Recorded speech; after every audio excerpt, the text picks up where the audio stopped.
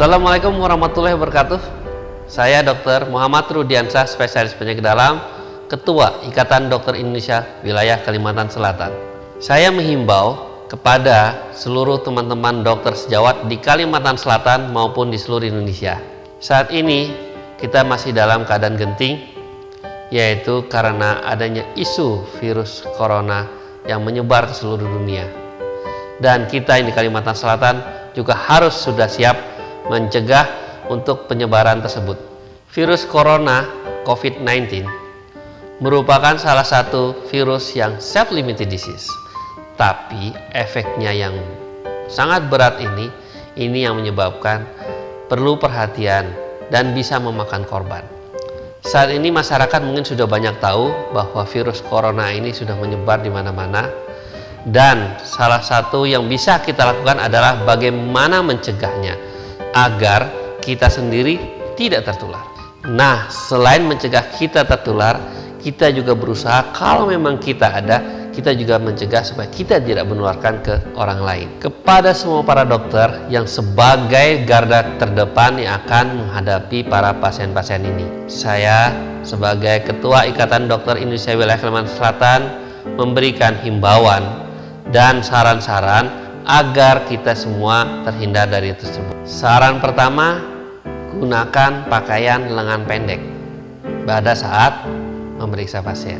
Saran kedua, jangan gunakan jas putih atau Snell jas karena itu akan bisa membawa kuman-kuman tadi dan akan bisa menularkan ke lain. Bila pakai jas putih tadi, maka sebaiknya dicuci setiap hari. Hindari penggunaan tali penggantung seperti name tag atau tanda pengenal karena itu bisa menjadi salah satu tempat untuk menularkan. Jangan pakai perhiasan-perhiasan, juga jam tangan, ya, tidak boleh pakai jam tangan agar tidak bisa tempat menempelnya kuman tadi. Nah, pada saat meriksa pasien, jangan bawa status atau buku catatan pasien ke dalam ruangan pada saat meriksa pasien. Selanjutnya, bagi mereka yang berambut panjang, tolong diikat karena rambut yang tergerai itu menjadi salah satu tempat menempelnya kuman dan akan bisa menularkan.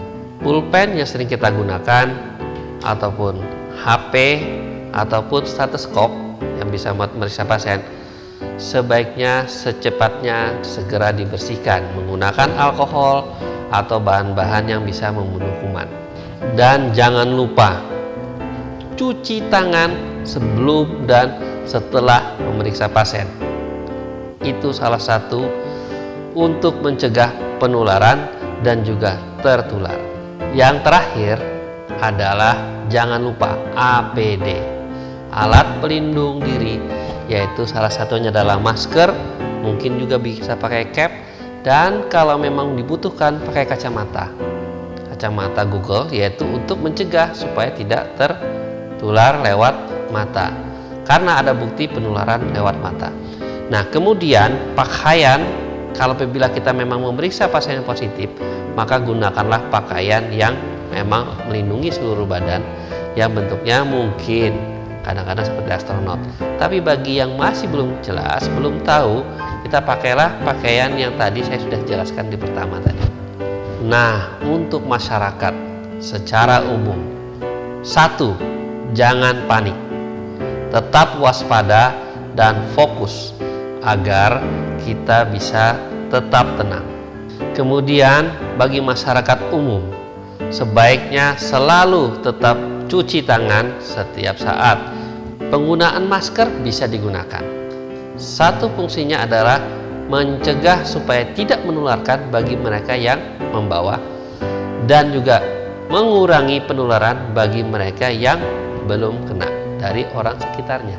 Nah, itu tadi salah satu adalah kegiatan yang disebut dengan GERMAS, Gerakan Masyarakat Sehat, yaitu cuci tangan, hidup sehat, ya, makan teratur, bergizi, dan cukup istirahat, dan jangan lupa kurangi atau hindari rokok, jangan menggunakan obat-obat terlarang, kurangi garam, dan juga makanlah banyak-banyak sayur dan buah-buahan karena ini mengandung vitamin dan bisa meningkatkan daya tahan tubuh kita. Sedangkan virus ini sendiri merupakan salah satu penyakit self-limited disease atau penyakit yang bisa sembuh sendiri, sehingga dengan adanya daya tahan kita yang bagus, maka dia akan mencegah virus tadi untuk berkembang lebih lanjut. Bagi mereka yang pernah kontak mungkin ya, ataupun punya gejala-gejala menyerupai seperti itu, sebaiknya mengurung diri atau menghindari datang ke keramaian, sehingga apabila dia memang positif maka tidak akan menularkan ke yang lainnya. Dan bila memang gejala ini tambah berat, maka sesegera mungkin untuk periksa ke tempat-tempat kesehatan terdekat, baik itu puskesmas, rumah sakit, ataupun klinik. Terakhir buat masyarakat, tetap apabila memang sakit, jangan panik. Dengan kita hidup sehat tadi, dengan kita mengkonsumsi makanan-makanan sehat tadi, dengan pemberian obat-obat tambahan, maka mudah-mudahan kita bisa mengatasi penyakit ini. Dan ini harus segera ditangani. Jadi jangan sampai terlambat, karena memang penyakit ini pun bisa merenggut nyawa. Salah satunya adalah dengan sesak napas dan sampai terjadi gagal nafas. Untuk semua masyarakat, tolong saring benar-benar informasi tentang virus corona ini. Jangan sampai termakan ada isu-isu yang tidak benar atau hoax ya. Contoh misalnya bahwa virus corona mati hanya karena air hangat. Kemudian ada yang menyatakan hanya sampai tenggorokan, dengan air minum banyak maka dia akan hilang. Tidak, karena penularannya bisa ke seluruh badan kita, terutama yang terbuka, yang ada cairannya. Karena sampai saat ini belum ada vaksinnya, maka untuk seluruh masyarakat, tolong jaga kesehatan kita, hindari kontak dengan para penderita yang atau mungkin yang punya resiko tinggi bisa menularkan. Mencegah lebih baik daripada mengobati. Saya Dr. Muhammad Rudiansyah, spesialis penyakit dalam, konsultan ginjal hipertensi, Ketua Ikatan Dokter Indonesia Wilayah Kalimantan Selatan, memberikan saran-saran ini untuk seluruh sejawat dan seluruh masyarakat, baik di Kalimantan Selatan maupun di seluruh Indonesia. Salam sehat, agar kita semua terhindar dari virus corona. Save the Indonesian.